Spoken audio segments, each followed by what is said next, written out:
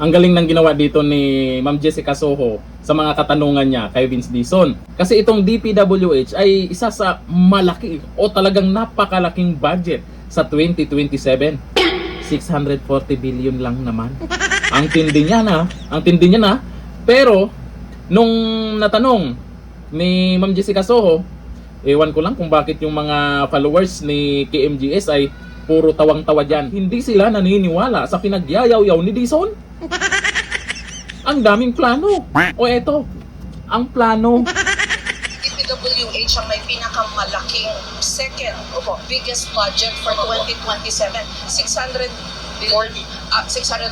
billion. Grabe.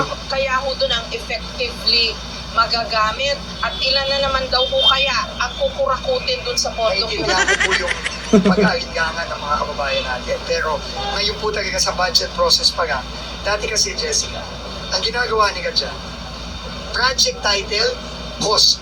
Uy. Yun nga. Walang dokumento, walang plano, hindi base sa mga master plan, walang coordination sa ating mga lokal na pamahalaan. Ngayon po, talagang hindi na natin pinayagan yun. Yeah. Lahat ng project na nakapaloob sa budget na yan, kailangan lahat yan may plano. Lahat yan kailangan coordinated sa mga LGU natin. Di nga. Sa mga flood control natin, kailangan may basihan yan. Bakit gagawin yung proyekto yan? Okay. So, talaga kailangan. Wala na ho yung kuntsabahan between legislators, congressmen, senators, may leadership fund para Hindi na po pwede yan. Kasi Yeah. kailangan po talaga, kailangan lahat base sa pangangailangan ng Yeah. mga kababayan natin.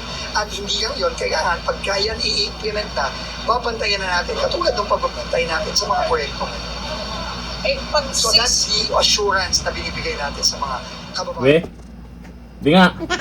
Naniniwala ba kayo doon sa mga plano? Pinagyayaw-yaw o kung ano yung paliwanag ni Dizon dyan? Grabe, ang laki ng budget ha. Doon sa mga paliwanag niya, ay para namang sinasabi niyang nakaraan ay may mali talaga. Itong mga susunod, may mga plano siya. Plano na naman. Anyari doon sa asfalto mo, natatagal. Wala pang isang taon, inulan, anyari, sira na. At kung ano-ano na yung dahilan niya. Dahil sa tubig, dahil sa ulan. Wag kami, Dizon. Ito sa mga followers ng KMJS. Ito yung komento nila oh. Sabi ni Marilyn Dibalubos, parang inamin na rin na may pumaldo dati.